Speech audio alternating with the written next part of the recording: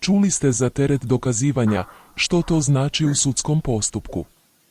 Reformom parničnog postupka odustalo se od načela materijalne istine i uvedeno načelo stranačke istine i sukladno tome sud više nije dužan potpuno i istinito utvrditi spornu činjenicu jer su stranke dužne iznijeti činjenice na kojima temelje svoj zahtjev i predložiti dokaze na kojima se utvrđuju te činjenice. Sud je ovlašten utvrditi činjenice koje stranke nisu iznijele i iznese dokaze koje stranke nisu predložile samo ako posumnja da stranke idu za tim da raspolažu zahtjevima kojima ne mogu raspolagati.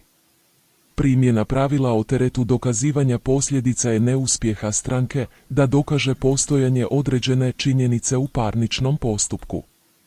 Pri raspodjeli tereta dokazivanja uzima se u obzir i eventualni doprinos stranke nemogućnosti utvrđivanja određene činjenice, odnosno rizik neutvrđivanja određene činjenice tereti stranku koja je svojim radnjama spriječila dokazivanje te činjenice. U jednoj odluci Vrhovnog suda Republike Hrvatske naglašeno je pravilo o teretu dokazivanja u osnovi obvezuje sud da uzme da nije istinita tvrdnja, za istinitost koje stranka, koja se na određenu činjenicu poziva u svoju korist, nije bila kadra pružiti sudu dovoljno odgovarajućih dokaznih sredstava, svejedno je, ne postojati ili ne biti dokazano.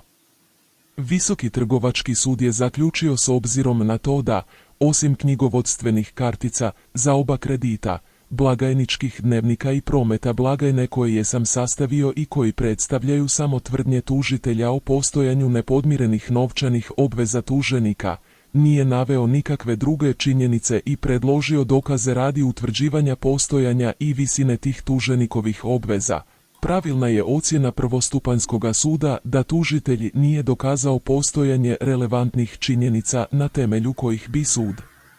mogao prihvatiti njegov zahtjev za pružanje pravne zaštite.